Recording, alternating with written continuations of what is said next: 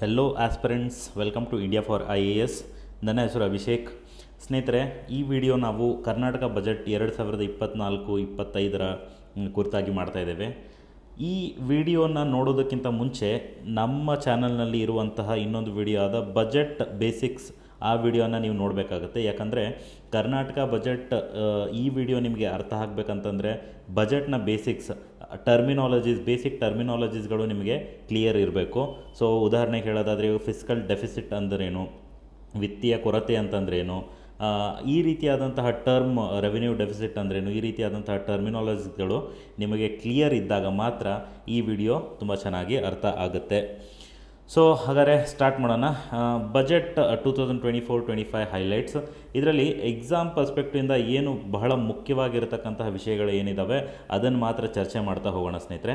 So ಮೊದಲನೇದಾಗಿ ನಮಗೇನು ಗೊತ್ತಿರಬೇಕು ಅಂತಂದರೆ ಬಜೆಟ್ ಮೇಲೆ ಯಾವ ರೀತಿಯಾದಂತಹ ಪ್ರಶ್ನೆಗಳನ್ನು ಕೇಳ್ತಾರೆ ಅನ್ನೋದ್ರ ಕುರಿತು ನಮಗೆ ಐಡಿಯಾ ಇರಬೇಕು. ಮೊದಲನೇದಾಗಿ ಬಜೆಟ್ ಮೇಲೆ ಯಾವ ರೀತಿಯಾದಂತಹ ಪ್ರಶ್ನೆಗಳನ್ನ ಕೇಳ್ತಾರೆ ಅನ್ನೋದು ನಮಗೆ ಐಡಿಯಾ ಇರಬೇಕಾಗುತ್ತೆ.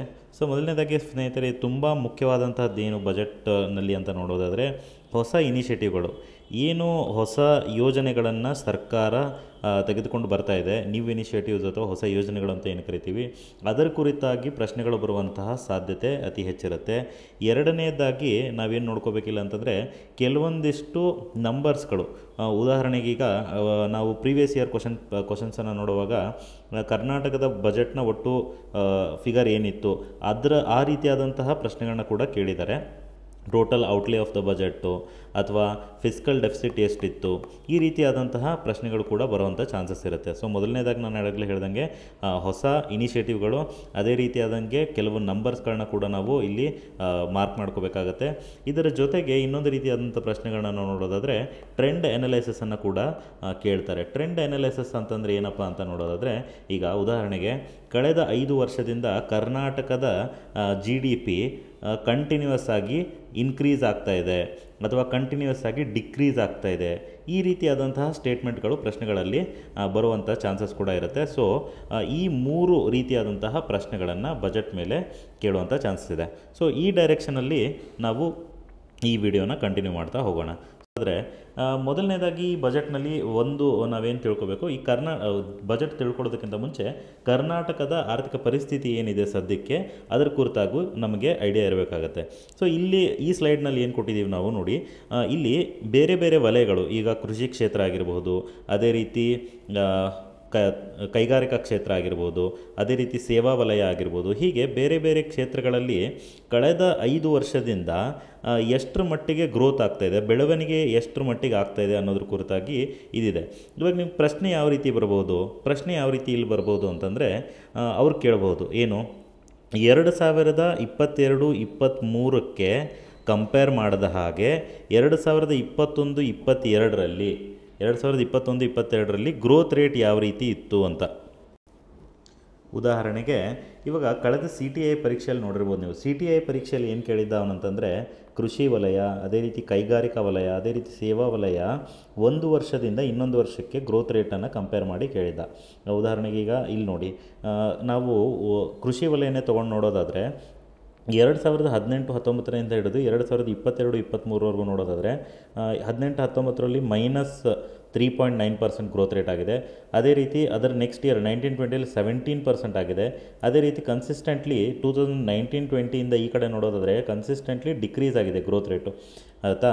ಅದೇ ರೀತಿ ನಾವು ಮ್ಯಾನುಫ್ಯಾಕ್ಚರಿಂಗ್ ಸೆಕ್ಟರ್ ನೋಡೋದಾದರೆ 18-19ನಲ್ಲಿ ಪಾಸಿಟಿವ್ ಗ್ರೋತ್ ಆಗಿದೆ, ಬಾಕಿ ಅದರ ನೆಕ್ಸ್ಟ್ 2 ಇಯರು ನೆಗೆಟಿವ್ ಗ್ರೋತು. ಅದೇ ರೀತಿ ಇಲ್ಲಿ 9.6 ಮತ್ತು 5.1. ಸೊ ಈ ರೀತಿಯಾಗಿ ನಡ್ಕೊಂಬರ್ತದೆ. ಇನ್ನೊಂದು ಇಲ್ಲೇನು ಪ್ರಶ್ನೆ ಕೇಳ್ಬೋದು ಅವರು ಅಂತಂದರೆ, ಈಗ 2022-23ರಲ್ಲೇ ಕೇಳ್ಬೋದು.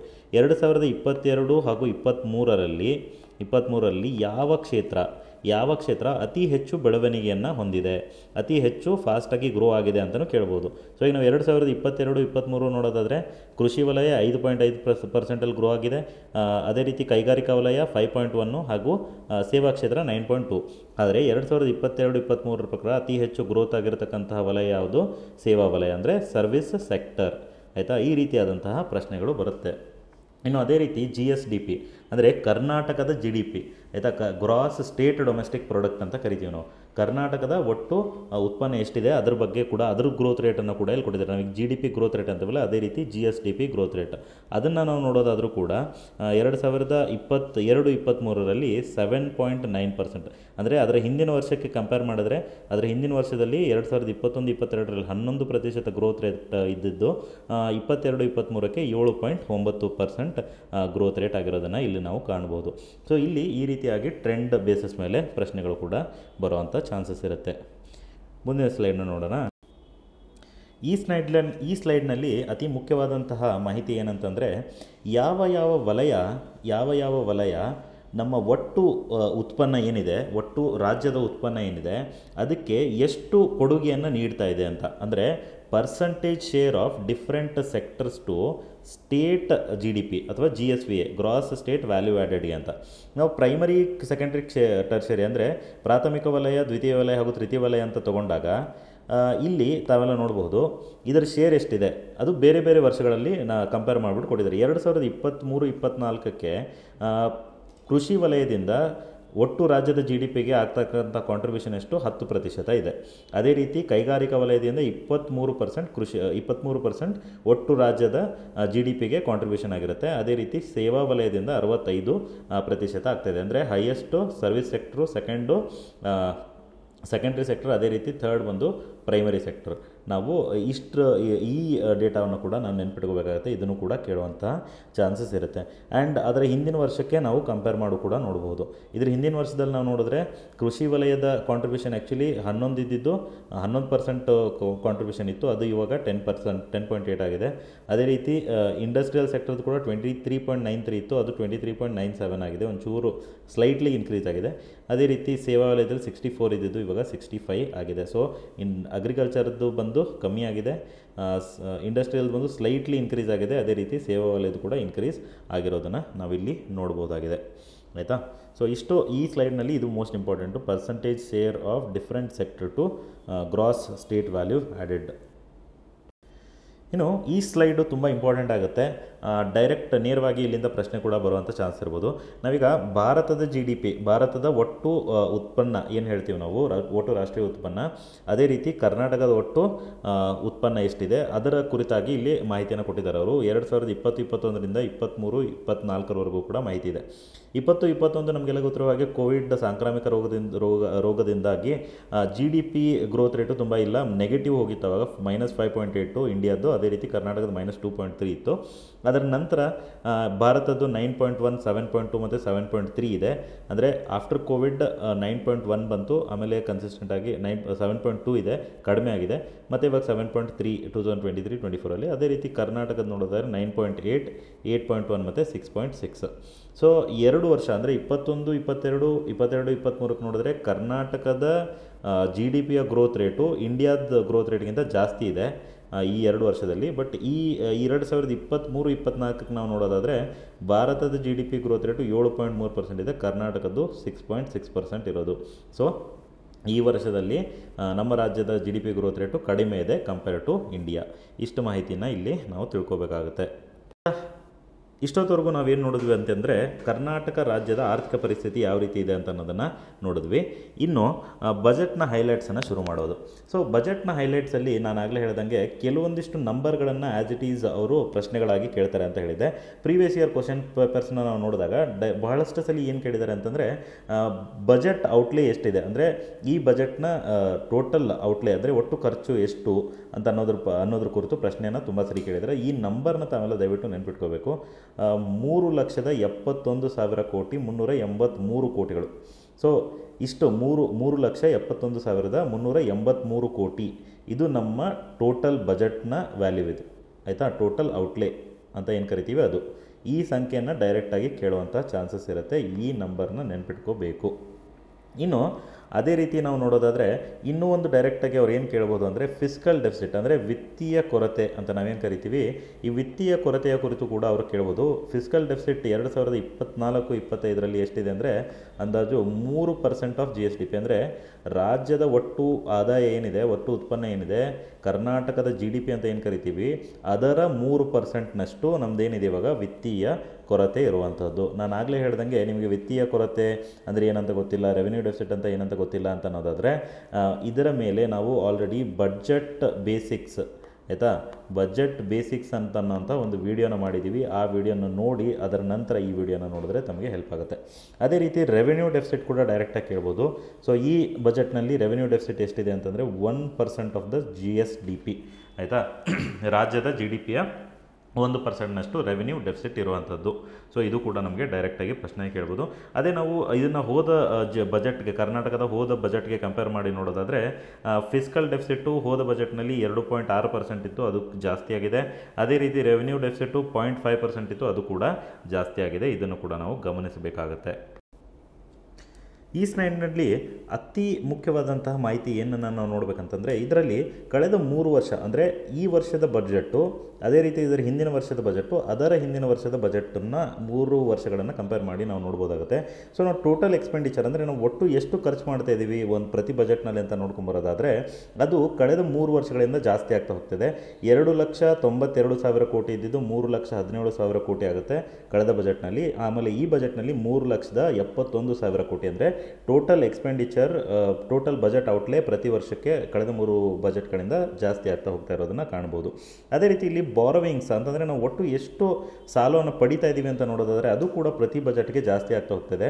2022-23 44,000 ಕೋಟಿ ನಾವು ಸಾಲವನ್ನು ಪಡೆದಿದ್ದರೆ 23-24ರಲ್ಲಿ 85,000 ಕೋಟಿ. ಅದೇ ರೀತಿ ಈ ಬಜೆಟ್ನಲ್ಲಿ 1 ಲಕ್ಷ ಕೋಟಿಗೂ ಇದು ಮೀರಿದೆ ಆಯಿತಾ, 1 ಲಕ್ಷ ಕೋಟಿಯನ್ನು ಇದು ಮೀರಿದೆ. ಅದನ್ನು ಕೂಡ ನಾವು ಇಲ್ಲಿ ಗಮನಿಸಬೇಕಾಗತ್ತೆ. ಇನ್ನು ಆಗಲೇ ನಾನು ಹೇಳ್ದಂಗೆ ಫಿಸ್ಕಲ್ ಡೆಫಿಸಿಟ್ಟು ನಾವು ಕಳೆದ 3 ಬಜೆಟ್ಗಳನ್ನ ನೋಡ್ತಾ ಹೋದರೆ ಕನ್ಸಿಸ್ಟೆಂಟ್ಲಿ ಇದು ಜಾಸ್ತಿ ಆಗ್ತಾ ಹೋಗ್ತಾ ಇದೆ ಫಿಸ್ಕಲ್ ಡೆಫಿಸಿಟ್ಟು. ಯಾಕಂದರೆ 22-23ರಲ್ಲಿ 2.1% ಇತ್ತು, ಅದೇ ರೀತಿ 23-24ರಲ್ಲಿ 2.7% ಆಗಿದೆ. ಇನ್ನು ಈ ಬಜೆಟ್ನ ಫಿಸ್ಕಲ್ ಡೆಫಿಸಿಟ್ ಎಷ್ಟಿರ್ಬೋದು ಅಂತ ಹೇಳ್ತಾ ಇದ್ದಾರೆ, 3% ಆಗ್ಬೋದು ಅಂತ ಹೇಳ್ತಾ ಇದ್ದಾರೆ. ಸೊ ಕನ್ಸಿಸ್ಟೆಂಟ್ ಆಗಿ ಇದು ಕೂಡ ಜಾಸ್ತಿ ಆಗ್ತಾ ಇದೆ. ಅದೇ ರೀತಿ ರೆವೆನ್ಯೂ ಡೆಫಿಸಿಟ್ ಕೂಡ ಕನ್ಸಿಸ್ಟೆಂಟ್ ಆಗಿ ಜಾಸ್ತಿ ಆಗಿರೋದನ್ನು ಇಲ್ಲಿ ಅಬ್ಸರ್ವ್ ಮಾಡ್ಬೋದು. ಅದೇ ರೀತಿ ಪ್ರೈಮರಿ ಡೆಫಿಸಿಟ್ ಕೂಡ ಕನ್ಸಿಸ್ಟೆಂಟ್ಲಿ ಇದು ಜಾಸ್ತಿ ಆಗ್ತಾ ಇರೋದನ್ನು ನೋಡಬಹುದು ಆಯಿತಾ. ಇನ್ನು ಅದೇ ರೀತಿ ನಾವು GSDP ಅಂದರೆ ಕರ್ನಾಟಕದ GDP ಅಂತ ನಾವೇನು ಕರಿತೀವಿ ಅದು ಕೂಡ ಜಾಸ್ತಿ ಆಗ್ತಾನೆ ಹೋಗ್ತದೆ. 20 ಇಲ್ಲಿ ನೋಡಿ, ಇಲ್ಲಿ ಇರತಕ್ಕಂಥದ್ದು ಹಾಗೂ ಈ ನಂಬರು ಮತ್ತು ಈ ನಂಬರ್ ನೋಡಿದಾಗ ಇದು ಕೂಡ ಕನ್ಸಿಸ್ಟೆಂಟಾಗಿ ಗ್ರೋತ್ ಆಗ್ತಾ ಹೋಗ್ತಾ ಇದೆ. ಸೊ ಈ ಎಲ್ಲ ಅಬ್ಸರ್ವೇಷನ್ಗಳನ್ನು ನೋಡಬೇಕು. ನಾನು ಆಗಲೇ ಹೇಳ್ದಂಗೆ ಇಲ್ಲಿ ಟ್ರೆಂಡ್ ಅನಲೈಸಿಸ್ ಅಂತ ಹೇಳಿದೆ ನಾನು. ಈ ಟ್ರೆಂಡ್ ಬೇಸಿಸ್ ಮೇಲೆ ಕೂಡ ಪ್ರಶ್ನೆಗಳು ಬರುವಂಥ ಸಾಧ್ಯತೆ ಇದೆ. ಸೊ ಅದನ್ನು ತಾವು ದಯವಿಟ್ಟು ಗಮನಿಸಬೇಕು.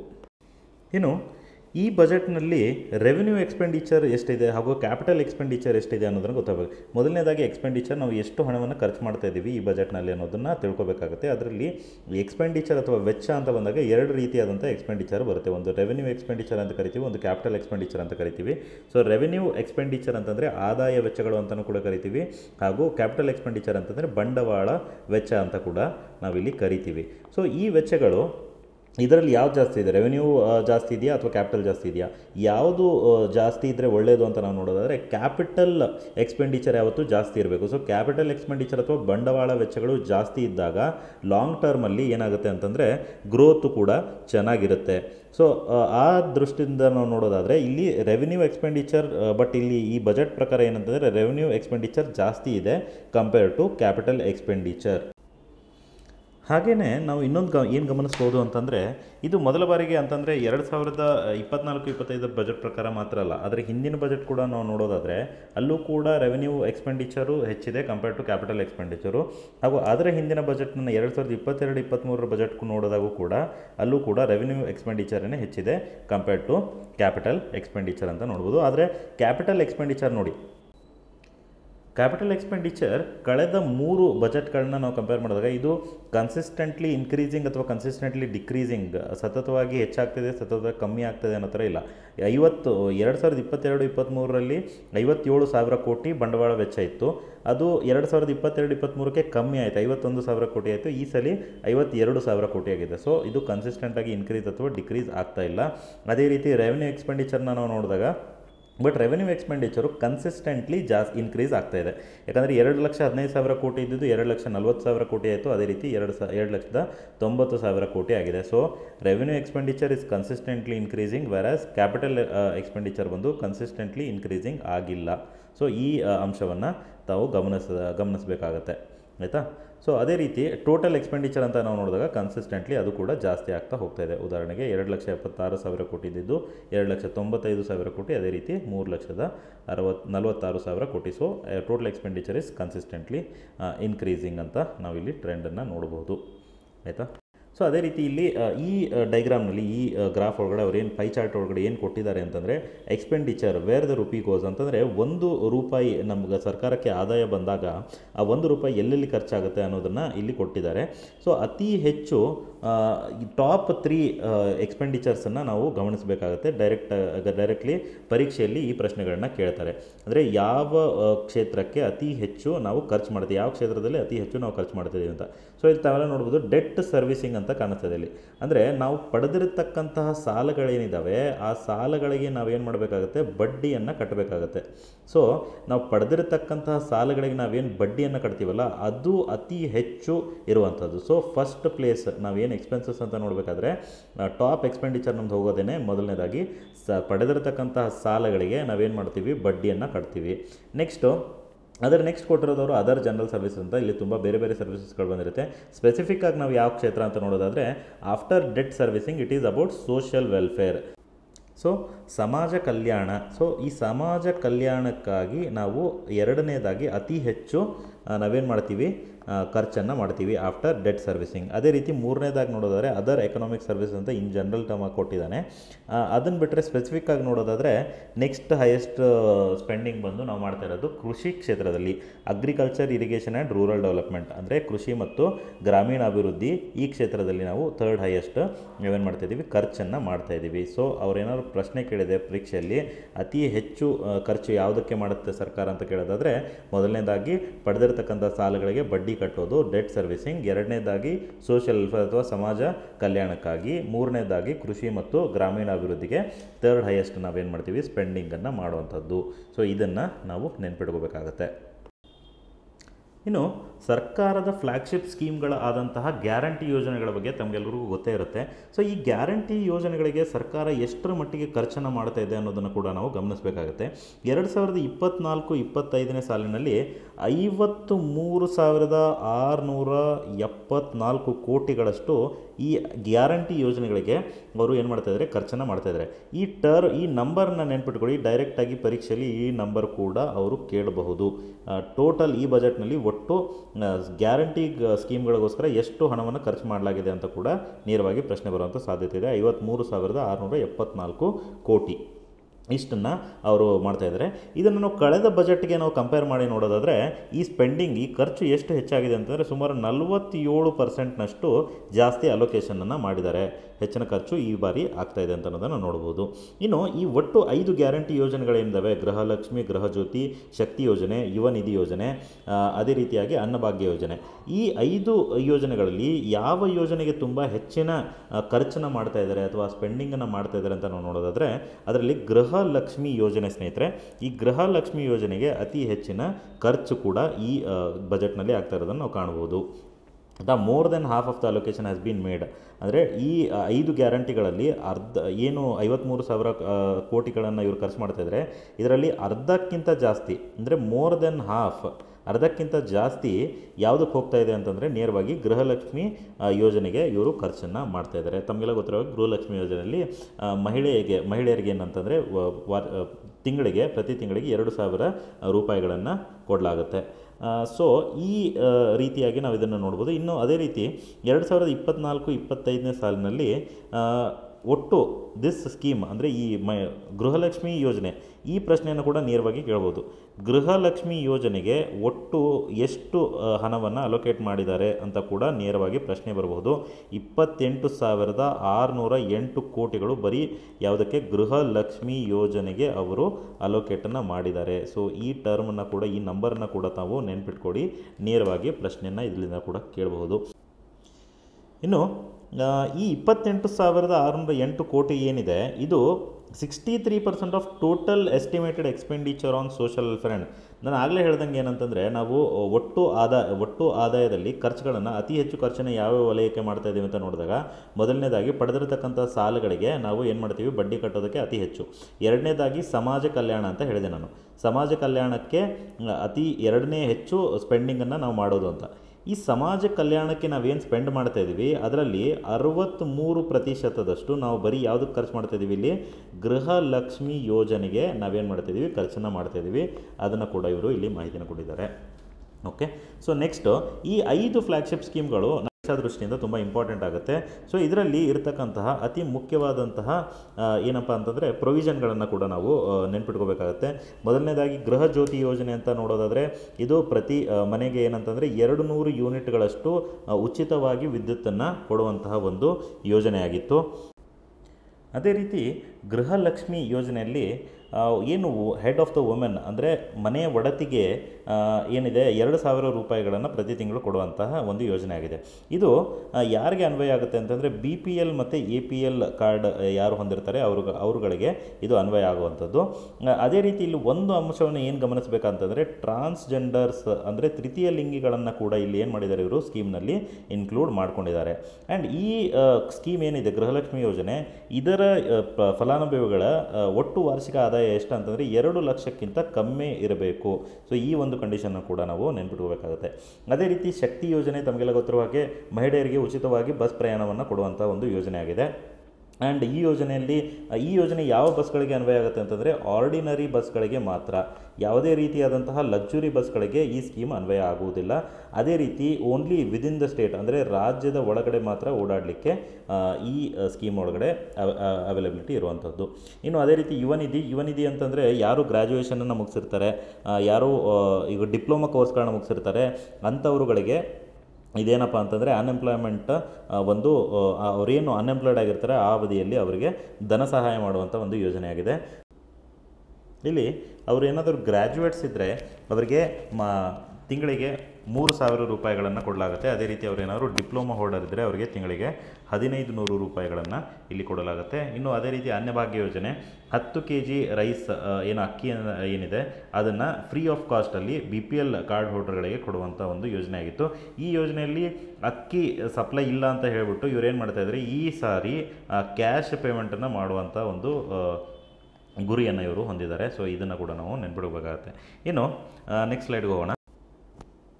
ಇನ್ನು ಕಮಿಟೆಡ್ ಎಕ್ಸ್ಪೆಂಡಿಚರ್ ಅಂದರೆ ಯಾವುದೇ ಒಂದು ಬಜೆಟ್ನಲ್ಲಿ ನಾವೇನಂತಂದರೆ ಕಮಿಟೆಡ್ ಎಕ್ಸ್ಪೆಂಡಿಚರ್ನ ಕೂಡ ನೋಡ್ಬೋದು. ಕಮಿಟೆಡ್ ಎಕ್ಸ್ಪೆಂಡಿಚರ್ ಅಂತಂದರೆ ಈ ರೀತಿಯಾದಂತಹ ವೆಚ್ಚಗಳು ಏನಿರುತ್ತೆ ಇವುಗಳನ್ನು ನಾವು ಯಾವುದೇ ರೀತಿಯಾಗಿ ಕಡಿಮೆ ಮಾಡಲಿಕ್ಕಾಗಲ್ಲ. ಇದನ್ನು ಕೊಡಲೇಬೇಕಾದಂತಹ ವೆಚ್ಚಗಳು, ಇಲ್ಲಿ ಖರ್ಚು ಮಾಡಲೇಬೇಕಾಗತ್ತೆ, ಬೇರೆ ಪರ್ಯಾಯ ಇರೋದಿಲ್ಲ.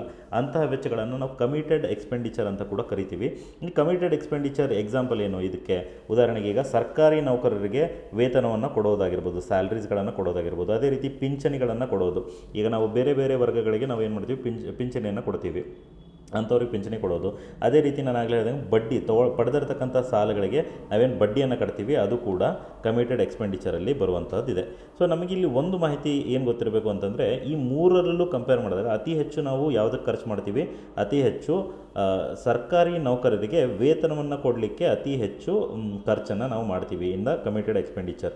ಅದೇ ರೀತಿ ಎರಡನೇದಾಗಿ ನೋಡೋದಾದರೆ ಇಂಟ್ರೆಸ್ಟ್ ಪೇಮೆಂಟ್, ನಾನೇನು ಹೇಳಿದೆ ಇಂಟ್ರೆಸ್ಟ್ ಪೇಮೆಂಟ್, ಅದಕ್ಕೆ ಎರಡನೇ ಅತಿ ಹೆಚ್ಚು ಕಮಿಟೆಡ್ ಎಕ್ಸ್ಪೆಂಡಿಚರ್ ಅದಕ್ಕೆ ಹೋಗುತ್ತೆ. ಆ್ಯಂಡ್ ಮೂರನೇದಾಗಿ ಏನಪ್ಪ ಅಂತಂದರೆ ಪೆನ್ಷನ್ಗಳಿಗೆ ನಾವೇನು ಮಾಡ್ತೀವಿ 32,355 ಕೋಟಿ, ಇದು ಮೂರನೇ highest expenditure. So first highest ಸ್ಯಾಲ್ರೀಸ್ಗೆ, ಸೆಕೆಂಡ್ ಹೈಯೆಸ್ಟ್ ಬಂದು ಇಂಟ್ರೆಸ್ಟ್ ಪೇಮೆಂಟ್ಸ್ಗೆ, ಅದೇ ರೀತಿ ಥರ್ಡ್ ಹೈಯೆಸ್ಟ್ ಬಂದು ನಾವು ಯಾವುದಕ್ಕೆ ಖರ್ಚು ಮಾಡ್ತೀವಿ, ಪೆನ್ಷನ್ ಕೊಡಲಿಕ್ಕೆ ಖರ್ಚು ಮಾಡ್ತೀವಿ. ಸೊ ಈ ಮಾಹಿತಿಯನ್ನು ನಾವು ನಮಗೆ ಗೊತ್ತಿರಬೇಕು, ಇದು ಈ ಐಡಿಯಾ ನಮ್ಗೆ ಗೊತ್ತಿರಬೇಕಾಗುತ್ತೆ.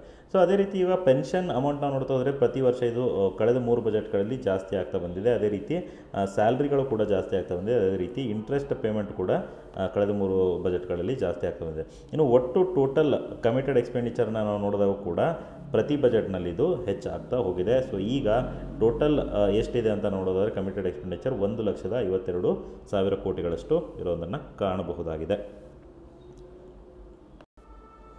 ಅದೇ ರೀತಿಯಾಗಿ ಸರ್ಕಾರದ ವೆಚ್ಚ ಏನಿದೆ ಆ ವೆಚ್ಚಗಳಲ್ಲಿ ಯಾವ ವಲಯಕ್ಕೆ ಅತಿ ಹೆಚ್ಚು ಅವರು ಏನು ಮಾಡ್ತಾಯಿದ್ದಾರೆ ಖರ್ಚನ್ನು ಮಾಡ್ತಾಯಿದ್ದಾರೆ ಅಂತ ನಾವು ನೋಡೋದಾದರೆ, ಮೊದಲನೇದಾಗಿ ಸೋಷಿಯಲ್ ವೆಲ್ಫೇರ್ ಆ್ಯಂಡ್ ನ್ಯೂಟ್ರಿಷನ್ ಇದಕ್ಕೆ ಅತಿ ಹೆಚ್ಚು ಖರ್ಚನ್ನು ಮಾಡ್ತಾಯಿದ್ದಾರೆ. ಎರಡನೇದು ಎಜುಕೇಷನ್, ಸ್ಪೋರ್ಟ್ಸ್ ಆ್ಯಂಡ್ ಕಲ್ಚರ್ ಇದಕ್ಕೆ ಎರಡನೇ ಹೈಯೆಸ್ಟ್ ಅಲೋಕೇಶನನ್ನು ಮಾಡಿರೋದನ್ನು ಖರ್ಚನ್ನು ಮಾಡಿರೋದನ್ನು ನೋಡ್ಬೋದು. ಅದೇ ರೀತಿ ಅಗ್ರಿಕಲ್ಚರ್ ರಿಲೇಟೆಡ್ ಅದರ್ ಆ್ಯಕ್ಟಿವಿಟೀಸಿಗೆ ಥರ್ಡ್ ಹೈಯೆಸ್ಟ್ ಅಲೋಕೇಶನ್ ಮಾಡಿರೋದನ್ನು ಕೂಡ ನಾವಿಲ್ಲಿ ನೋಡ್ಬೋದಾಗಿದೆ. ಸೊ ಈ 3 ಕ್ಷೇತ್ರಗಳಿಗೆ ಫಸ್ಟ್, ಸೆಕೆಂಡ್ ಆ್ಯಂಡ್ ಥರ್ಡ್ ಅತಿ ಹೆಚ್ಚು ಖರ್ಚುಗಳನ್ನು ಮಾಡ್ತಾಯಿದ್ದಾರೆ. ಸೊ ಇದನ್ನು ಕೂಡ ನಾವು ಗಮನಿಸಬೇಕಾಗತ್ತೆ. ಈ ಪೈ ಚಾರ್ಟ್, ಈ ಡೈಗ್ರಾಮಲ್ಲಿ ತಾವು ನೋಡ್ಬೋದು, ಇಲ್ಲಿ ಯಾವ ಕ್ಷೇತ್ರಕ್ಕೆ ಅತಿ ಹೆಚ್ಚು ಅಂದರೆ ಇಂಡಿವಿಜುವಲಿ ನಾವು ಬೇರೆ ಬೇರೆ ಸೆಕ್ಟರ್ಸ್ ಅಂತ ತೊಗೊಂಡಾಗ ಎಲ್ಲಿ ಹೈಯೆಸ್ಟ್ ಅಲೋಕೇಶನ್ ಆಗಿದೆ ಅಂತ ನೋಡೋದಾದರೆ, ಮೊದಲನೇದಾಗಿ ಎಜುಕೇಷನ್ಗೆ, ಆಯಿತಾ, ಎಜುಕೇಷನ್ಗೆ ಟೋಟಲ್ 12% ಅಂದರೆ ಅತಿ ಹೆಚ್ಚು ಈ ಬಜೆಟ್ನಲ್ಲಿ ಯಾವುದಕ್ಕೆ ಅಲೋಕೇಟ್ ಆಗಿದೆ, ಯಾವ ಕ್ಷೇತ್ರಕ್ಕೆ ಅಂತ ಕೇಳೋದಾದರೆ ಅವರು ಎಜುಕೇಷನ್ಗೆ ಅತಿ ಹೆಚ್ಚು ಅಲೋಕೇಟ್ ಆಗಿರುವಂಥದ್ದು. ಎರಡನೇ ಅತಿ ಹೆಚ್ಚಿನ ಅಲೋಕೇಶನ್ ಆಗಿರೋದು ಯಾವುದಕ್ಕೆ ಅಂತಂದರೆ ವುಮೆನ್ ಆ್ಯಂಡ್ ಚೈಲ್ಡ್ ಡೆವಲಪ್ಮೆಂಟ್, ಮಹಿಳಾ ಮತ್ತು ಮಕ್ಕಳ ಕಲ್ಯಾಣಕ್ಕೆ ಎರಡನೆಯ ಹೈಯೆಸ್ಟ್ ಅಲೋಕೇಶನ್ ಆಗಿರೋದನ್ನು ನಾವು ನೋಡ್ಬೋದು. ಮೊದಲನೇದಾಗಿ ಎಜುಕೇಷನ್ನು, ಎರಡನೇದು ಮಹಿಳಾ ಮತ್ತು ಮಕ್ಕಳ ಕಲ್ಯಾಣ. ಅದೇ ರೀತಿ ಮೂರನೇ ಅತಿ ಹೆಚ್ಚಿನ ಅಲೋಕೇಶನ್ ಆಗಿರೋದು ಯಾವುದಕ್ಕೆ ಅಂತಂದರೆ ಎನರ್ಜಿ ಸೆಕ್ಟರ್ ಇದಕ್ಕೆ ಮೂರನೇ ಅತಿ ಹೆಚ್ಚಿನ ಅಲೋಕೇಶನ್ ಆಗಿರೋದನ್ನು ನಾವು ನೋಡ್ಬೋದು. ಸೊ ಈ ಮೂರನ್ನು ನಾವು ನೆನ್ಪಿಟ್ಕೋಬೇಕು. ಮೊದಲನೇದಾಗಿ ಎಜುಕೇಷನ್ಗೆ ಅತಿ ಹೆಚ್ಚು ಅಲೋಕೇಶನ್ನು, ಎರಡನೇದಾಗಿ ಮಹಿಳೆ ಮತ್ತು ಮಕ್ಕಳ ಕಲ್ಯಾಣ, ಅದೇ ರೀತಿ ಮೂರನೇದಾಗಿ ಎನರ್ಜಿ ಸೆಕ್ಟರ್ಗೆ ಮೂರನೇ ಹೈಯೆಸ್ಟ್ ಅಲೋಕೇಶನ್ ಆಗಿರೋದನ್ನು ಕಾಣ್ಬೋದು. ಅತಿ ಕಡಿಮೆ ಅಲೋಕೇಶನ್ ಇಲ್ಲಿ ಯಾವುದಕ್ಕಾಗಿದೆ ಅಂತ ನಾವು ನೋಡೋದಾದರೆ, ಸ್ಪೆಸಿಫಿಕ್ ಆಗಿ ಆ್ಯನಿಮಲ್ ಹಸ್ಬೆಂಡ್ರಿ ಮತ್ತು ಫಿಶರೀಸ್ಗೆ ತುಂಬ ಕಡಿಮೆ ಆಗಿರೋದನ್ನು ನಾವಿಲ್ಲಿ ನೋಡ್ಬೋದಾಗಿದೆ. ಇನ್ನು ಕರ್ನಾಟಕ ಸರ್ಕಾರ ಈ ಬಾರಿಯ ಬಜೆಟ್ನಲ್ಲಿ ಮಾಡಿರತಕ್ಕಂಥ ಖರ್ಚುಗಳೇನಿದ್ದಾವೆ ಅದನ್ನು ಬೇರೆ ರಾಜ್ಯಗಳ ಎಲ್ಲ ಖರ್ಚುಗಳ ಒಟ್ಟು ಸರಾಸರಿಗೆ ನಾವು ಹೋಲಿಸಿಕೊಂಡು ನೋಡಿದಾಗ ಯಾವ ರೀತಿಯಾಗಿ ಬರುತ್ತೆ ಅಂತ ಅನ್ನೋದನ್ನು ಇಲ್ಲಿ ಕೊಟ್ಟಿದ್ದಾರೆ ಮಾಹಿತಿಯನ್ನು. ಸೊ ಅದರಲ್ಲಿ ಮೊದಲನೇದಾಗಿ ನಾವು ಆಗಲೇ ನೋಡಿದಂಗೆ ಈ ಬಾರಿಯ ಬಜೆಟ್ನಲ್ಲಿ ಕರ್ನಾಟಕದಲ್ಲಿ ಎಜುಕೇಷನ್ಗೆ ಅತಿ ಹೆಚ್ಚು ಅಲೋಕೇಶನ್ ಆಗಿರೋದನ್ನು ನೋಡಿದ್ವಿ, 11.9%. ಆದರೆ ಬೇರೆ ರಾಜ್ಯಗಳ ಒಟ್ಟು ಸರಾಸರಿ ನಾವೇನಾದರೂ ಮಾಡಿ ನೋಡಿದ್ರೆ ಅವರ ಮಾಡಿರ್ತಕ್ಕಂಥ ಅಲೋಕೇಶನ್ಗಿಂತ ನಮ್ಮದೇನಾಗಿದೆ ಕಡಿಮೆ ಇದೆ ಅನ್ನೋದನ್ನು ನಾವು ಇಲ್ಲಿ ನೋಡಬೇಕು. ಅದೇ ರೀತಿ ಅಗ್ರಿಕಲ್ಚರ್ ನಾವು ನೋಡೋದಾದರೆ, ಅಗ್ರಿಕಲ್ಚರಲ್ಲಿ ಕರ್ನಾಟಕದಲ್ಲಿ ಈ ಬಾರಿಯ ಬಜೆಟ್ನ ಒಟ್ಟು ಖರ್ಚಿನಲ್ಲಿ 6% ಅಗ್ರಿಕಲ್ಚರ್ಗೆ ಕೊಟ್ಟಿದ್ದಾರೆ. ಇದು ಬೇರೆ ರಾಜ್ಯಗಳು ಮಾಡಿರ್ತಕ್ಕಂಥ ಖರ್ಚುಗಳ ಸರಾಸರಿಯಲ್ಲಿ ನೋಡಿದಾಗ ನಮ್ಮದು ಜಾಸ್ತಿ ಇದೆ. ಬೇರೆ ರಾಜ್ಯಗಳ ಸರಾಸರಿ 5.9% ಇದೆ. ಅದೇ ನಾನು ಆಗಲೇ ಹೇಳ್ದಂಗೆ ಎಜುಕೇಷನಲ್ಲಿ ನಾವು ನೋಡಿದ್ರೆ ಬೇರೆ ರಾಜ್ಯಗಳ ಸರಾಸರಿ 14% ಅವರು ಖರ್ಚು ಮಾಡ್ತಾರೆ, ಬಟ್ ಕರ್ನಾಟಕ ಸರ್ಕಾರದವರು 11% ಖರ್ಚು ಮಾಡಿದ್ದಾರೆ. ಸೊ ಇದನ್ನು ನಾವು ಬೇರೆ ರಾಜ್ಯಗಳಿಗೆ ಕಂಪೇರ್ ಮಾಡಿದಾಗ ನಮ್ಮದು ಕಡಿಮೆ ಇರುವಂಥದ್ದು. ಇನ್ನು ಮೂರನೇದಾಗಿ ಅತಿ ಹೆಚ್ಚು ನಾನು ಆಗಲೇ ಹೇಳಿದೆ, ಮೂರನೇ ಅತಿ ಹೆಚ್ಚು ಅಲೋಕೇಶನ್ ಈ ಸಲ ಎನರ್ಜಿ ಸೆಕ್ಟರ್ಗೆ ಆಗಿರೋದು. ಸೊ 6.7%ನಷ್ಟು, ಬೇರೆ ರಾಜ್ಯಗಳ ಸರಾಸರಿ 4.7% ಇದೆ. ಇದರಲ್ಲೂ ಕೂಡ ನಾವು ಜಾಸ್ತಿ ಇರೋದನ್ನು ಇಲ್ಲಿ ನೋಡ್ಬೋದು. ಈ ರೀತಿ ಬೇರೆ ಬೇರೆ ಮಾಹಿತಿಯನ್ನು ಕೂಡ ಇಲ್ಲಿ ಕೊಟ್ಟಿದ್ದಾರೆ, ಇದನ್ನು ನೋಡಬಹುದು ತಾವು. ಇನ್ನು ಅದೇ ರೀತಿ ಇಷ್ಟೊತ್ತವರೆಗೂ ನಾವೇನು ನೋಡಿದ್ವಿ ಅಂತಂದರೆ ಸರ್ಕಾರ ಮಾಡಿರತಕ್ಕಂತಹ ಎಕ್ಸ್ಪೆಂಡಿಚರ್ ಬಗ್ಗೆ ನೋಡಿದ್ವಿ, ನಾವು ವೆಚ್ಚಗಳ ಬಗ್ಗೆ ನೋಡಿದ್ವಿ. ಅದೇ ರೀತಿ ಸರ್ಕಾರದ ಆದಾಯದ ಬಗ್ಗೆ ಕೂಡ ನಾವು ತಿಳ್ಕೊಬೇಕಾಗತ್ತೆ. ಸೊ ಸರ್ಕಾರದ ಆದಾಯಗಳನ್ನು ನೋಡೋದಾದರೆ ರಿಸಿಪ್ಟ್ಸ್ ಅಂತ ಏನು ಕರಿತೀವಿ, ಆ ಆದಾಯಗಳು ಯಾವ ರೀತಿ ಇದೆ ನೋಡಿ. ಟೋಟಲ್ ಸರ್ಕಾರಕ್ಕೆ 2024-25ರಲ್ಲಿ ಎಷ್ಟು ಆದಾಯವನ್ನು ಎಕ್ಸ್ಪೆಕ್ಟ್ ಮಾಡ್ತಾ ಇದೆ ಅಂತಂದರೆ 2,63,428 ಕೋಟಿಗಳಷ್ಟು ಒಟ್ಟು ಆದಾಯವನ್ನು ಸರ್ಕಾರ ಎಕ್ಸ್ಪೆಕ್ಟ್ ಮಾಡ್ತಾ ಇರುವಂಥದ್ದು. ಇದರಲ್ಲಿ ಕರ್ನಾಟಕ ರಾಜ್ಯ ಸರ್ಕಾರ ತಾನೇ ಏನು ಟ್ಯಾಕ್ಸ್ ಕಲೆಕ್ಷನ್ನ ಮಾಡುತ್ತೆ ಆ ತೆರಿಗೆಯ ಹಣ ಕೂಡ ಇರುತ್ತೆ. ಅದೇ ರೀತಿ ಕೇಂದ್ರ ಸರ್ಕಾರದಿಂದ ರಾಜ್ಯ ಸರ್ಕಾರಕ್ಕೆ ಬರುವಂತಹ ತೆರಿಗೆಯ ಒಂದು ಕೊಡುಗೆ ಕೂಡ ಇಲ್ಲಿ ಇರುತ್ತೆ. ಸೊ ಇದರಲ್ಲಿ ಈ ಒಟ್ಟು ಆದಾಯದಲ್ಲಿ ಕರ್ನಾಟಕ ರಾಜ್ಯ ತನ್ನ ಓನ್ ಟ್ಯಾಕ್ಸ್ ಜನರೇಷನ್ ಮಾಡೋದು 77%. ಇದರ 77% ಕರ್ನಾಟಕ ರಾಜ್ಯ ತನ್ನ ಸ್ವಂತ ಏನು ಮಾಡುತ್ತೆ, ವೆಚ್ಚದಿಂದ ತೆರಿಗೆಯಿಂದ ಅದು ಹಣವನ್ನು ಸಂಗ್ರಹಿಸುತ್ತೆ. ಇನ್ನು ಉಳಿದಂಥ 23% ನಮಗೆ ಎಲ್ಲಿಂದ ಬರುತ್ತೆ, ನಮಗೆ ಕೇಂದ್ರ ಸರ್ಕಾರದಿಂದ ಬರುವಂಥದ್ದು. ಸೊ ಈ 23% ಏನು ಕೇಂದ್ರ ಸರ್ಕಾರದಿಂದ ಬರುತ್ತೆ ಅದರಲ್ಲೂ ಕೂಡ 2 ರೀತಿಯಾದಂತಹ ರಿಸೋರ್ಸಸ್ಗಳಿರುತ್ತೆ. ಮೊದಲನೇದಾಗಿ ಸೆಂಟ್ರಲ್ ಟ್ಯಾಕ್ಸಸ್ ಅಂದರೆ ಕೇಂದ್ರ ಸರ್ಕಾರದಲ್ಲಿ ಏನು ತೆರಿಗೆಯನ್ನು ಕಲೆಕ್ಟ್ ಮಾಡ್ತೀವಿ ಅದು ರಾಜ್ಯಗಳಿಗೆ ಏನು ಹಂಚಿಕೆ ಆಗುತ್ತೆ ಅದರಿಂದ ನಮಗೆ ಎಷ್ಟು ಬರುತ್ತೆ, 17% ಬರುತ್ತೆ ಔಟ್ ಆಫ್ ದಿಸ್ 23. ಇನ್ನು ಮಿಕ್ಕಿರತಕ್ಕಂತಹ 6% ಏನಿದೆಯಲ್ಲ ಕೇಂದ್ರ ಸರ್ಕಾರ ರಾಜ್ಯ ಸರ್ಕಾರಗಳಿಗೆ ಬೇರೆ ಬೇರೆ ಗ್ರ್ಯಾಂಟ್ಗಳನ್ನು ಅಲೋಕೇಟ್ ಮಾಡುತ್ತೆ.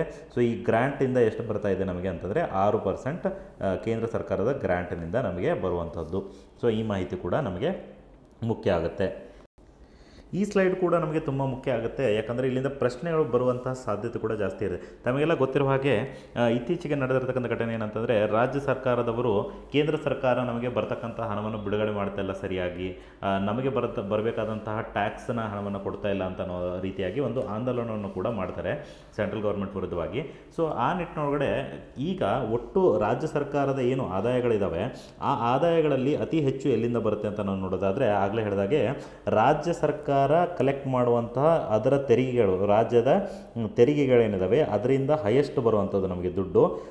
ಎರಡನೇದಾಗಿ ಕೇಂದ್ರ ಸರ್ಕಾರದಿಂದ ಏನು ನಮಗೆ ತೆರಿಗೆಯ ರೂಪದಿಂದ ಏನು ಬರುತ್ತೆ, ನಮ್ಮ ಶೇರ್ ಏನು ಬರುತ್ತೆ ಕೇಂದ್ರ ಸರ್ಕಾರದಿಂದ, ಸೊ ಅದು ಎರಡನೇ ಹೈಯೆಸ್ಟ್ ಇನ್ಕಮ್ ಆಗಿರುತ್ತೆ ರಾಜ್ಯಕ್ಕೆ. ಆ್ಯಂಡ್ ಮೂರನೇದಾಗಿ grant in aid from the state, ಅಂದರೆ ಕೇಂದ್ರ ಸರ್ಕಾರ ಬಿಡುಗಡೆ ಮಾಡುವಂತಹ ಅನುದಾನಗಳು ಅಂತ ಏನು ಕರಿತೀವಿ, ಈ ಅನುದಾನ ಥರ್ಡ್ ಹೈಯೆಸ್ಟ್ ಇನ್ಕಮ್ ಆಗಿರುತ್ತೆ ರಾಜ್ಯ ಸರ್ಕಾರಕ್ಕೆ. ಸೊ ಈ ಮೂರನ್ನು ಸೇರಿ ನಮಗೇನಾಗುತ್ತೆ ಒಟ್ಟು ರಾಜ್ಯದ ಹಣ ಕೂಡ ಬರುತ್ತೆ. ಸೊ ಪ್ರಶ್ನೆ ಈಗ ನೇರವಾಗಿ ಇದೇ ರೀತಿ ಕೇಳ್ಬೋದು, ಕರ್ನಾಟಕ ರಾಜ್ಯದಲ್ಲಿ ಬರತಕ್ಕಂತಹ ಆದಾಯ ಏನಿದೆ ಅದು ಯಾವ ಮೂಲದಿಂದ ಅತಿ ಹೆಚ್ಚು ಬರುತ್ತೆ ಅಂತ. ಸೊ ಅತಿ ಹೆಚ್ಚು ರಾಜ್ಯದ ನೇರ ತೆರಿಗೆಗಳು ಏನು ನಾವು ಹಾಕ್ತೀವಿ ಅದರಿಂದ ಅತಿ ಹೆಚ್ಚು ಬರುವಂಥದ್ದನ್ನು ನಾವಿಲ್ಲಿ ನೋಡಬಹುದಾಗಿದೆ. ಸೊ ಅದೇ ಈ ರಾಜ್ಯ ಸರ್ಕಾರ ಕಲೆಕ್ಟ್ ಮಾಡುವಂತಹ ತೆರಿಗೆಗಳೇನಿದ್ದಾವೆ ಆ ತೆರಿಗೆಗಳಲ್ಲಿ ಯಾವ ತೆರಿಗೆಗಳಿಂದ ಅತಿ ಹೆಚ್ಚು ರಾಜ್ಯದ ಬೊಕ್ಕಸಕ್ಕೆ ಕೊಡುಗೆ ಬರ್ತಾ ಇದೆ ಅಂತ ಅನ್ನೋದನ್ನು ಕೂಡ ನಾವು ಗಮನಿಸಬೇಕಾಗುತ್ತೆ. ಸೊ ಮೊದಲನೇದಾಗಿ ಕರ್ನಾಟಕ ರಾಜ್ಯ ಸರ್ಕಾರ ಕಲೆಕ್ಟ್ ಮಾಡುವಂಥ ಟ್ಯಾಕ್ಸಸ್ಗಳಲ್ಲಿ ಅತಿ ಹೆಚ್ಚು ಟ್ಯಾಕ್ಸ್ ಕಲೆಕ್ಷನ್ ಯಾವುದರಿಂದ ಆಗುತ್ತೆ ಅಂದರೆ ಸ್ಟೇಟ್ GST, ರಾಜ್ಯ ಸರ್ಕಾರದ ಸರಕು ಮತ್ತು ಸೇವಾ ತೆರಿಗೆಗಳಿಂದ ಅತಿ ಹೆಚ್ಚಿನ ಕಲೆಕ್ಷನ್ ಆಗುವಂಥದ್ದು. ಅದೇ ರೀತಿ ಎರಡನೇ ಹೈಯೆಸ್ಟ್ ಬಂದುಬಿಟ್ಟು ಸ್ಟೇಟ್ ಎಕ್ಸೈಸ್ ಡ್ಯೂಟಿ, ಅಂದರೆ ಅಬಕಾರಿ ತೆರಿಗೆ ಅಂತ ಏನು ಕರಿತೀವಿ ಅದಕ್ಕೆ ಎರಡನೇ ಹೈಯೆಸ್ಟ್ ಸ್ಟೇಟ್ ಇನ್ಕಮ್ ಇರುತ್ತೆ. ಆ್ಯಂಡ್ ಮೂರನೇದಾಗಿ ಸ್ಟ್ಯಾಂಪ್ಸ್ ಡ್ಯೂಟಿ ಆ್ಯಂಡ್ ರಿಜಿಸ್ಟ್ರೇಷನ್, ನಾವೇನು ಮುದ್ರಾಂಕ ಶುಲ್ಕ ಮತ್ತು ನೋಂದಣಿಯ ತೆರಿಗೆ ಅಂತ ಏನು ಕರಿತೀವಿ ಅದು ರಾಜ್ಯಕ್ಕೆ ಮೂರನೇ ಹೈಯೆಸ್ಟ್ ಟ್ಯಾಕ್ಸ್ ಕಾಂಟ್ರಿಬ್ಯೂಟರ್, ಮೂರನೇ ಹೈಯೆಸ್ಟ್ ಇನ್ಕಮ್ ಅಲ್ಲಿಂದ ರಾಜ್ಯ ಸರ್ಕಾರಕ್ಕೆ ಬರುವಂಥದ್ದು. ಸೊ ಇದು ನಾವೇನು ನೋಡೋದಾದರೆ ರಾಜ್ಯ ಸರ್ಕಾರ ಓನ್ ಟ್ಯಾಕ್ಸೇಷನ್, ಅಂದರೆ ರಾಜ್ಯ ಸರ್ಕಾರ ತಾನೇನು ತೆರಿಗೆಗಳನ್ನು ನೇರವಾಗಿ ಪಡೆಯುತ್ತೆ ಆ ತೆರಿಗೆಗಳಲ್ಲಿ ಅತಿ ಹೆಚ್ಚು ರಾಜ್ಯ ಸರ್ಕಾರಕ್ಕೆ ಬರುವಂಥದ್ದು ಸ್ಟೇಟ್ GSTಯಿಂದ, ಎರಡನೇ ಹೈಯೆಸ್ಟ್ ಬಂದು ಸ್ಟೇಟ್ ಎಕ್ಸೈಸ್ ಡ್ಯೂಟಿ ಹಾಗೂ ಮೂರನೇ ಹೈಯೆಸ್ಟ್ ಬಂದು ಸ್ಟ್ಯಾಂಪ್ ಡ್ಯೂಟಿ ಆ್ಯಂಡ್ ರಿಜಿಸ್ಟ್ರೇಷನಿಂದ ಮೂರನೇ ಹೈಯೆಸ್ಟು ಬರುವಂಥದ್ದಾಗಿದೆ. ಇನ್ನು ಈ ಎರಡು ಪೈ ಚಾರ್ಟ್ಗಳಲ್ಲೂ ಕೂಡ ನಾವು ನೋಡ್ಬೋದು. ಇದರಲ್ಲಿ ಮೊದಲನೇದಾಗಿ ರಾಜ್ಯ ಸರ್ಕಾರಕ್ಕೆ ಬರುವಂತಹ ಆದಾಯಗಳ ಬಗ್ಗೆ ಬರೆದಿದ್ದಾರೆ. ಅದೇ ರೀತಿ ರಾಜ್ಯ ಸರ್ಕಾರಕ್ಕೆ ಬರತಕ್ಕಂಥ ಏನು ತೆರಿಗೆ ಇದೆ ಆ ತೆರಿಗೆಯಲ್ಲಿ ಯಾವುದರಿಂದ ಅತಿ ಹೆಚ್ಚು ಬರುತ್ತೆ ಅಂತ ಅನ್ನೋದು ಕೂಡ ಇಲ್ಲಿ ಬರೆದಿದ್ದಾರೆ. ಸೊ ಮೊದಲನೇದಾಗಿ ನಾವಿಲ್ಲಿ ನೋಡೋದಾದರೆ ರಾಜ್ಯ ಸರ್ಕಾರಕ್ಕೆ ಬರುವಂತಹ ಒಟ್ಟು ಇನ್ಕಮ್ ಏನಿದೆ, ಒಟ್ಟು ಆದಾಯ ಏನಿದೆ ಅದರಲ್ಲಿ ಅತಿ ಹೆಚ್ಚು ಬರುವಂಥದ್ದು ನಾನು ಆಗಲೇ ಹೇಳಿದಂಗೆ ರಾಜ್ಯ ಸರ್ಕಾರದ ತೆರಿಗೆಗಳಿಂದ, ಸ್ಟೇಟ್ಸ್ ಟ್ಯಾಕ್ಸ್ ರೆವಿನ್ಯೂವಿಂದ ಅತಿ ಹೆಚ್ಚು ಬರುವಂಥದ್ದು. ಎರಡನೇದಾಗಿ ನಮಗೆ ಬಾರೋಯಿಂಗ್, ಅಂದರೆ ನಾವೇನು ಸಾಲಗಳನ್ನು ಪಡಿತೀವಿ ಅದರಿಂದ ಎರಡನೇ ಹೆಚ್ಚು ರಾಜ್ಯ ಸರ್ಕಾರಕ್ಕೆ ಇನ್ಕಮ್ ಇರುವಂಥದ್ದು. ಸೊ ಇದು ಒಟ್ಟು ಆದಾಯದಲ್ಲಿ ನಾನು ಹೇಳ್ತಾ ಇರೋದು. ಮೊದಲನೇದಾಗಿ ರಾಜ್ಯ ಸರ್ಕಾರ ಖರೀದಿ ಮಾಡುವಂತಹ ಕಲೆಕ್ಟ್ ಮಾಡುವಂಥ ತೆರಿಗೆ, ಎರಡನೇದಾಗಿ ನಾವೇನು ಬಾರೋಯಿಂಗ್ಸ್ ಏನು ಮಾಡ್ತೀವಿ ಅಂದರೆ ಬೇರೆ ಕಡೆಯಿಂದ ಏನು ಸಾಲವನ್ನು ಪಡೆಯೋದಾಗಿರ್ಬೋದು ಆ ರೀತಿಯಾದಂಥ ಬಾರೋಯಿಂಗ್ಸಲ್ಲಿ ಸೆಕೆಂಡ್ ಹೈಯೆಸ್ಟ್ ಇರುವಂಥದ್ದು. ಥರ್ಡ್ ಹೈಯೆಸ್ಟ್ ಬಂದು ಸೆಂಟ್ರಲ್ ಗೌರ್ಮೆಂಟ್ ಕೊಡುವಂಥ ಟ್ಯಾಕ್ಸಸ್ಗಳು, ಅಂದರೆ ಕೇಂದ್ರ ಸರ್ಕಾರದಿಂದ ಬರಬೇಕಾದಂಥ ತೆರಿಗೆಯ ಪಾಲು, ಅದರಿಂದ ಮೂರನೇ ಹೈಯೆಸ್ಟ್ ಇರುತ್ತೆ. ಆ್ಯಂಡ್ ನಾಲ್ಕನೇದಾಗಿ grant from the central government, ಅಂದರೆ ಕೇಂದ್ರ ಸರ್ಕಾರದಿಂದ ಬರುವಂಥ ಅನುದಾನ. ಆ್ಯಂಡ್ ಐದನೇದಾಗಿ ಸ್ಟೇಟ್ಸ್ ನಾನ್ ಟ್ಯಾಕ್ಸ್ ರೆವೆನ್ಯೂ, ಅಂದರೆ ತೆರಿಗೆತರ ಆದಾಯ ಏನಿದೆ ಅದು ಐದನೇ ಹೈಯೆಸ್ಟ್ ಆಗಿರುವಂಥದ್ದು. ಸೊ ಇದು ಕೂಡ ನಮ್ಗೆ ಗೊತ್ತಿರಬೇಕು. And within the tax revenue, ಅಂದರೆ ತೆರಿಗೆ ಇಂದ ಪಡಿತಕ್ಕಂಥ ಆದಾಯದಲ್ಲಿ ಅತಿ ಹೆಚ್ಚು ಆದಾಯ ನಮಗೆ ಬರುವಂಥದ್ದು ಯಾವುದು, ಕಮರ್ಷಿಯಲ್ ಟ್ಯಾಕ್ಸಿಂದ ಅತಿ ಹೆಚ್ಚು ಆದಾಯ ನಮಗೆ ಬರುವಂಥದ್ದು. ಆ್ಯಂಡ್ ಎರಡನೇದಾಗಿ ಸ್ಟೇಟ್ ಎಕ್ಸೈಸ್, ಅಂದರೆ ಅಬಕಾರಿ. ಇವಾಗ ನಾನು ಕಮರ್ಷಿಯಲ್ ಟ್ಯಾಕ್ಸ್ ಅಂತ ಆಗಲೇ ಏನು ಹೇಳಿದೆ, GST, goods and services tax ಅಂತ ಏನು ಹೇಳಿದ್ವಿ ಅದು ಕೂಡ ಇನ್ಕ್ಲೂಡ್ ಆಗಿರುತ್ತೆ ಇಲ್ಲಿ. ಸೊ ಕಮರ್ಷಿಯಲ್ ಟ್ಯಾಕ್ಸಿಂದ ಅತಿ ಹೆಚ್ಚಿನ ಆದಾಯ ಬರುತ್ತೆ. ಆ್ಯಂಡ್ ಎರಡನೇದಾಗಿ ಸ್ಟೇಟ್ ಎಕ್ಸೈಸ್ ಡ್ಯೂಟಿ, ಅಂದರೆ ಅಬಕಾರಿ ತೆರಿಗೆ ಅಂತ ಏನು ಕರಿತೀವಿ ಅದರಿಂದ ಎರಡನೇ ಹೈಯೆಸ್ಟ್ ಸರ್ಕಾರಕ್ಕೆ ಬರುವಂಥ ಆದಾಯ. ಆ್ಯಂಡ್ ಮೂರನೇದಾಗಿ ಸ್ಟ್ಯಾಂಪ್ ರಿಜಿಸ್ಟ್ರೇಷನ್ ಆ್ಯಂಡ್ ಡ್ಯೂಟೀಸ್. ಈ ರೀತಿ ರಾಜ್ಯ ಸರ್ಕಾರಕ್ಕೆ ತೆರಿಗೆಯಿಂದ ಬರತಕ್ಕಂಥ ಹಣದಲ್ಲಿ ಯಾವುದು ಅತಿ ಹೆಚ್ಚಿನ ಕಲೆಕ್ಷನ್ ಆಗುತ್ತೆ ಅನ್ನೋದು ಕೂಡ ನಮಗೆ ಐಡಿಯಾ ಇರಬೇಕಾಗುತ್ತೆ.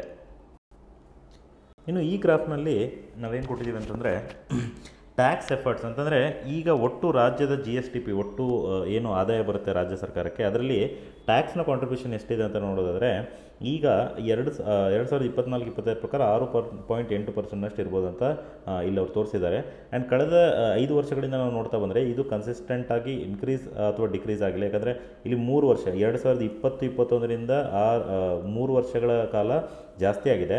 ಅದರ ನಂತರ 2023-24ರಲ್ಲಿ ಇದು ಕಡಿಮೆ ಆಗಿರೋದನ್ನ ಕಾಣ್ಬೋದು. ಅದೇ ರೀತಿ ಮತ್ತೆ ಈಗ 6.8% ಆಗಬಹುದು ಅನ್ನೋಂಥ ಒಂದು ನಿರೀಕ್ಷೆ ಕೂಡ ಇದೆ. ಹೀಗಾಗಿ ಕನ್ಸಿಸ್ಟೆಂಟ್ ಇನ್ಕ್ರೀಸಿಂಗ್ ಅಥವಾ ಡಿಕ್ರೀಸಿಂಗ್ ಆಗಿ ಇದು ಇಲ್ಲ. ಇನ್ನು ಅದೇ ರೀತಿ ಇಲ್ಲಿ ಬೇರೆ ಬೇರೆ ತೆರಿಗೆಗಳಿಗೆ ಕಳೆದ 5 ವರ್ಷಗಳಲ್ಲಿ ಯಾವ ರೀತಿಯಾಗಿ ಅದು ಪರ್ಫಾರ್ಮ್ ಮಾಡ್ತಾ ಇದೆ, ಗ್ರೋತ್ ರೇಟನ್ನು ಕೊಟ್ಟಿದ್ದಾರೆ, ಅದನ್ನು ಕೂಡ ತಾವು ನೋಡ್ಬೋದು. ಮುಂದಿನ ಮೋಸ್ಟ್ ಇಂಪಾರ್ಟೆಂಟ್ ಥಿಂಗ್ ಏನಂತಂದರೆ FRBM ಆ್ಯಕ್ಟ್. ಅಂದರೆ ಈಗ ಡೆಫಿಸಿಟ್ಗಳ ಬಗ್ಗೆ ನಾವು ಹೇಳ್ತಿದ್ವಿ, ಕೊರತೆಗಳು, ವಿತ್ತೀಯ ಕೊರತೆ, ಆದಾಯ ಕೊರತೆ, ಈ ರೀತಿ ಬೇರೆ ಬೇರೆ ರೀತಿಯಾದಂಥ ಕೊರತೆಗಳಿರುತ್ತೆ. ಸೊ ಆ ಕೊರತೆಗಳನ್ನು ನೀಗಿಸಲಿಕ್ಕೆ ಅಂತ ಸರ್ಕಾರ ಏನು ಮಾಡುತ್ತೆ, ಸಾಲವನ್ನು ಕೂಡ ಪಡೆಯುತ್ತೆ. ಇನ್ನು ಈ ಸಾಲಗಳು ಮತ್ತು ಈ ಕೊರತೆಗಳು ತುಂಬ ಹೆಚ್ಚಾಗಬಾರ್ದು. ಯಾಕಂದರೆ ಇದು ಏನಾದರೂ ಡೆಫಿಸಿಟ್ಗಳು ತುಂಬ ಜಾಸ್ತಿ ಆಯಿತು ಅಂತಂದರೆ ಅದು ಲಾಂಗ್ ಟರ್ಮಲ್ಲಿ ಏನಾಗುತ್ತೆ, ಆ ರಾಜ್ಯದ ಆರ್ಥಿಕ ಬೆಳವಣಿಗೆಗೆ ಅದೇನಾಗುತ್ತೆ, ಕುತ್ತಾಗುತ್ತೆ. ಆ ಕಾರಣದಿಂದಾಗಿ 2002ರಲ್ಲಿ ಕರ್ನಾಟಕ ಫಿಸ್ಕಲ್ ರೆಸ್ಪಾನ್ಸಿಬಿಲಿಟಿ ಆ್ಯಕ್ಟ್ ಅಂತ ಒಂದು ಕಾಯ್ದೆನ ಮಾಡ್ತಾರೆ. ಅಂದರೆ ಕನ್ನಡದಲ್ಲಿ ಹಣಕಾಸಿನ ಜವಾಬ್ದಾರಿ ಹಾಗೂ ಅಯವ್ಯಯ ನಿರ್ವಹಣೆ ಕಾಯ್ದೆ. ಸೊ ಹಣಕಾಸಿನ ಜವಾಬ್ದಾರಿ ಹಾಗೂ ಅಯವ್ಯಯ ನಿರ್ವಹಣೆ ಕಾಯ್ದೆಗೆ ಇಂಗ್ಲೀಷ್ನಲ್ಲಿ ನಾವೇನಂತ ಕರಿತೀವಿ, FRBM ಆ್ಯಕ್ಟ್ ಅಂತ ಕರಿತೀವಿ. ಸೊ ಈ ಕಾಯ್ದೆಯಲ್ಲಿ ಏನು ಮಾಡಿದ್ದಾರೆ ಅಂತಂದರೆ, ಈ ಕಾಯ್ದೆಯಲ್ಲಿ ಸರ್ಕಾರದವರು ಈ ಫಿಸ್ಕಲ್ ಡೆಫಿಸಿಟ್, ರೆವೆನ್ಯೂ ಡೆಫಿಸಿಟ್ ಅಂದರೆ ವಿತ್ತೀಯ ಕೊರತೆ, ಆದಾಯ ಕೊರತೆ ಎಷ್ಟು ಇರಬೇಕು, ಯಾವ ಮಟ್ಟವನ್ನು ಇದು ದಾಟಬಾರ್ದು, ಈ ರೀತಿಯಾಗಿ ಕೆಲವೊಂದಿಷ್ಟು ಗುರಿಗಳನ್ನು ಕೊಟ್ಟಿರ್ತಾರೆ. ಸೊ ಆ ಗುರಿಗಳನ್ನು ಸರ್ಕಾರದವರು ಏನು ಮಾಡಬೇಕಾಗತ್ತೆ, ಕಾಯ್ಕೊಳ್ಬೇಕಾಗತ್ತೆ. ಸೊ ಆ ನಿಟ್ಟಿನೊಳಗಡೆ ನಮಗೆ ಕರ್ನಾಟಕ ಫಿಸ್ಕಲ್ ರೆಸ್ಪಾನ್ಸಿಬಿಲಿಟಿ ಆ್ಯಕ್ಟ್ 2002 ಕೂಡ ನಮಗೆ ಮುಖ್ಯವಾಗುತ್ತೆ. ಈ ಟೇಬಲಲ್ಲಿ ಏನು ಕೊಟ್ಟಿದ್ದಾರೆ, ಈ ಗ್ರಾಫಲ್ಲಿ ಏನು ಕೊಟ್ಟಿದ್ದಾರೆ ಅಂತಂದರೆ ರೆವೆನ್ಯೂ ಬ್ಯಾಲೆನ್ಸ್, ಫಿಸ್ಕಲ್ ಬ್ಯಾಲೆನ್ಸ್ ಅಂತ. ಇವಾಗ ಔಟ್ಸ್ಟ್ಯಾಂಡಿಂಗ್ ಲಯಬಿಲಿಟೀಸ್, ಈ 2 ಚಾರ್ಟ್ಗಳನ್ನು ಕೊಟ್ಟಿದ್ದಾರೆ. ಅಂದರೆ ಇದು ಈಗ ನಮಗೆ ರೆವೆನ್ಯೂ ಡೆಫಿಸಿಟ್ ಎಷ್ಟಿದೆ, ಆಮೇಲೆ ಫಿಸ್ಕಲ್ ಡೆಫಿಸಿಟ್ ಎಷ್ಟಿದೆ as a percentage of GSDP, ಅಂದರೆ ರಾಜ್ಯದ ಒಟ್ಟು ಆದಾಯಕ್ಕೆ ನಾವು ಹೋಲಿಸಿ ನೋಡಿದಾಗ ಎಷ್ಟು ಪ್ರತಿಶತ ನಮಗೆ ಆದಾಯ ಕೊರತೆ ಮತ್ತು ವಿತ್ತೀಯ ಕೊರತೆ ಇದೆ ಅನ್ನೋದನ್ನು ಈ ಚಾರ್ಟಲ್ಲಿ ಅವರು ತೋರಿಸಿದ್ದಾರೆ. ಈ ಟ್ರೆಂಡನ್ನು ಕೂಡ ನೀವು ನೋಡ್ತಾ ಹೋಗ್ಬೋದು. 2019-20ರಲ್ಲಿ ನಾವು ನೋಡೋದಾದರೆ ವಿತ್ತೀಯ ಕೊರತೆ -2.3% ಇರುತ್ತೆ. ಅದೇ ರೀತಿ -3.7%, ಹೀಗೆ -3.8%. ಅಂದರೆ ಇದು ಜಾಸ್ತಿ ಆಗಿರೋದನ್ನು ಇಲ್ಲಿ ನಾವು ಅಬ್ಸರ್ವ್ ಮಾಡ್ಬೋದು. ಈ ರೀತಿ ಈ ಚಾರ್ಟಲ್ಲಿ ನಮಗೆ ಏನು ಸಿಗುತ್ತೆ ಅಂತಂದರೆ ರೆವೆನ್ಯೂ ಮತ್ತು fiscal balance as a percentage of GDP ಕೊಟ್ಟಿದ್ದಾರೆ. ಅದೇ ರೀತಿ ಔಟ್ಸ್ಟ್ಯಾಂಡಿಂಗ್ ಲಯಬಿಲಿಟೀಸ್ ಅಂತಂದರೆ ರಾಜ್ಯ ಸರ್ಕಾರದ ಮೇಲೆ ಎಷ್ಟು ಸಾಲದ ಹೊಣೆ ಇದೆ, ಒಟ್ಟು ಸಾಲ ಎಷ್ಟು ಪಡಿತಾ ಇದ್ದೀವಿ as a percentage of Karnataka GDP, ಅಂದರೆ state GSDP as a percentage of state GSDP. ಅದನ್ನು ನಾವು ನೋಡ್ತಾ ಹೋಗೋದಾದರೆ ಅದನ್ನು ಕೂಡ ಇಲ್ಲಿ ಈ ಡೇಟಾವನ್ನು ಕೊಟ್ಟಿದ್ದಾರೆ. 2019-20ರಲ್ಲಿ ನೋಡಿದರೆ ಸುಮಾರು 19% ಏನಿತ್ತು ಟೋಟಲ್ ಲಯಬಿಲಿಟೀಸ್ ಅಥವಾ ಸಾಲಗಳು, ಅದು ಏನಿತ್ತು ಅಂತಂದರೆ ರಾಜ್ಯದ GSDPಯ 19% ಇತ್ತು.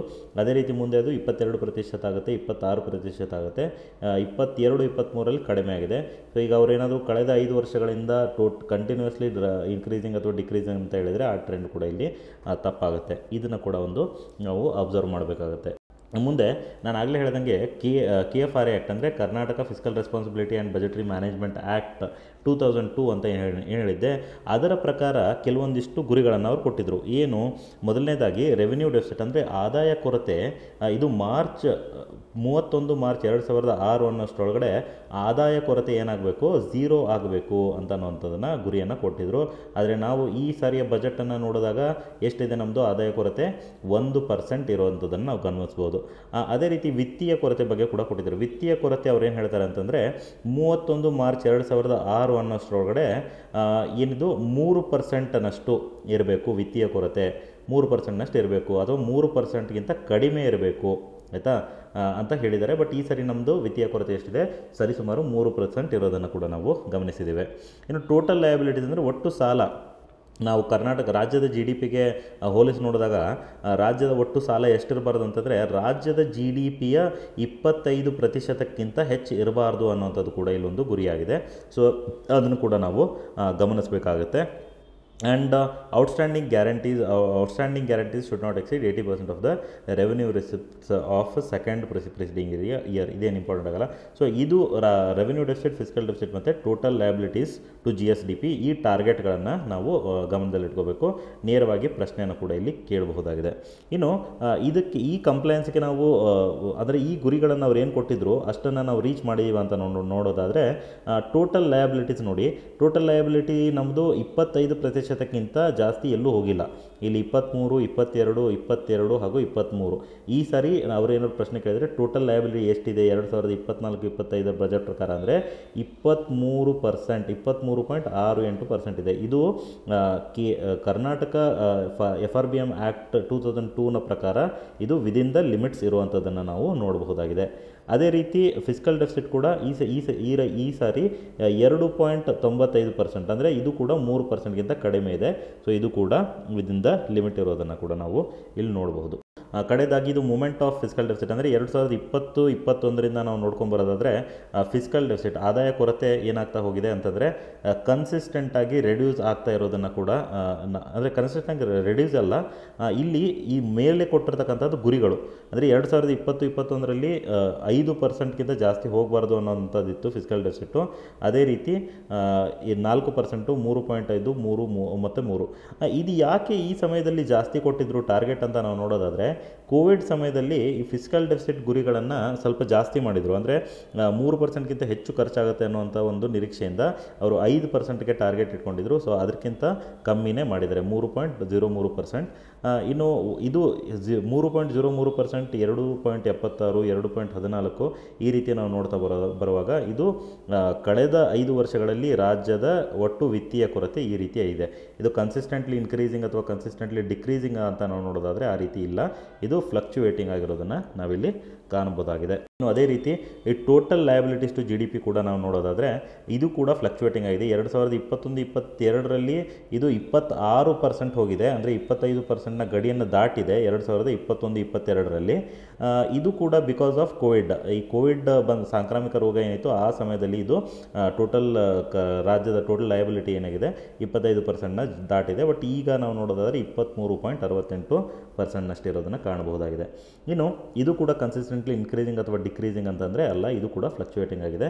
ಇನ್ನು ರಾಜ್ಯದ ಒಟ್ಟು ಏನು ಲಯಬಿಲಿಟಿ ಇದೆ ಅಂದರೆ ಎಷ್ಟು ಸಾಲವನ್ನು ನಾವು ಇನ್ನೂ ಪಡೆದಿದ್ದೀವಿ ಟೋಟಲ್ ಅಂತ ನಾವು ನೋಡೋದಾದರೆ ಅದರೊಳಗಡೆ ಯಾವ ಕ್ಷೇತ್ರದಿಂದ ಎಷ್ಟೆಷ್ಟು ಹಣವನ್ನು ಪಡೆದಿದ್ದೀವಿ ಅಂತ ನೋಡೋದಾದರೆ ಮಾರ್ಕೆಟ್ ಬಾರೋಯಿಂಗ್ಸ್ ಅಂದರೆ ಮಾರುಕಟ್ಟೆಯಿಂದ ಏನು ಹಣವನ್ನು ಪಡೆದಿದ್ದೀವಿ ಅದು ಅತಿ ಹೆಚ್ಚಿರುವಂಥದ್ದು ಫಸ್ಟು.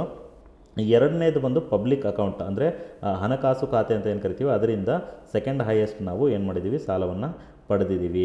ಸೊ ಈ ರೀತಿ ಅತಿ ಹೆಚ್ಚು ಯಾವುದರಿಂದ ಅಂತ ಕೂಡ ನಮಗೆ ಗೊತ್ತಿರಬೇಕಾಗುತ್ತೆ ಸ್ನೇಹಿತರೆ. ಸೊ ನೋಡಿದ್ರಲ್ಲ, ಇಷ್ಟೊತ್ತವರೆಗೂ ನಾವು ಏನು ಬ್ರೀಫಾಗಿ ನಾವು ಏನು ಡಿಸ್ಕಸ್ ಮಾಡ್ತಾ ಬಂದ್ವಿ ಅಂತಂದರೆ ಮೊದಲನೇದಾಗಿ ಬಜೆಟ್ನಲ್ಲಿ ಬರ್ಬೋದಾದಂಥ ಪ್ರಶ್ನೆಗಳು ಯಾವುದ್ರ ಮೇಲೆ ಕೇಳಬಹುದು, ಅದೇ ರೀತಿ ಎರಡನೇದಾಗಿ ಕರ್ನಾಟಕ ರಾಜ್ಯದ ಹಣಕಾಸಿನ ಪರಿಸ್ಥಿತಿ ಯಾವ ರೀತಿ ಇದೆ ಅದನ್ನು ಕೂಡ ನಾವು ನೋಡಿದ್ವಿ. ಆ್ಯಂಡ್ ಅದೇ ರೀತಿಯಾಗಿ ಮೋಸ್ಟ್ ಇಂಪಾರ್ಟೆಂಟ್ ಚಾಪ್ಟರ್ ಏನು ಬಜೆಟ್ನ most important chapter income and expenditure, ಆದಾಯ ಮತ್ತು ಖರ್ಚುಗಳು. ಸೊ ಇದರ ಕುರಿತಾಗಿ ಬಹಳಷ್ಟು ಕ್ಲಿಯರಾಗಿ ಸ್ಪಷ್ಟವಾಗಿ ನಾನು ನಿಮಗೆ ಹೇಳಿದ್ದೀನಿ ಈ ಚಾಪ್ಟ್ರಲ್ಲಿ. ಸೊ ಇಲ್ಲಿಗೆ ಈ ಚಾಪ್ಟರ್ನ ಎಂಡ್ ಮಾಡ್ತಾ ಇದ್ದೀವಿ. ಮುಂದಿನ ಚಾಪ್ಟ್ರಲ್ಲಿ ನಾವೇನು ನೋಡೋಣ ಅಂತಂದರೆ ಬೇರೆ ಬೇರೆ ಕ್ಷೇತ್ರಗಳು ಅಂತಂದರೆ agriculture sector, health sector, women and child development, ಹೀಗೆ ಬೇರೆ ಬೇರೆ ವಲಯಗಳಲ್ಲಿ ರಾಜ್ಯ ಸರ್ಕಾರ ಈ ಬಜೆಟ್ನಲ್ಲಿ ತಂದಿರತಕ್ಕಂಥ ಹೊಸ ಯೋಜನೆಗಳ ಕುರಿತು ನಾವೇನು ಮಾಡೋಣ ಮುಂದಿನ ವೀಡಿಯೋದಲ್ಲಿ ನೋಡೋಣ. ಅಲ್ಲಿವರೆಗೂ ನೀವು ಇಂಡಿಯಾ ಫಾರ್ IAS ಚಾನಲ್ಗೆ ಇನ್ನೂ ಸಬ್ಸ್ಕ್ರೈಬ್ ಆಗಿಲ್ಲ ಅಂದರೆ ದಯವಿಟ್ಟು ಸಬ್ಸ್ಕ್ರೈಬ್ ಆಗಿ ಈ ರೀತಿಯ ಹೆಚ್ಚಿನ ವೀಡಿಯೋಗಳನ್ನು ನೀವಿಲ್ಲಿ ನೋಡ್ಬೋದು. ಧನ್ಯವಾದಗಳು.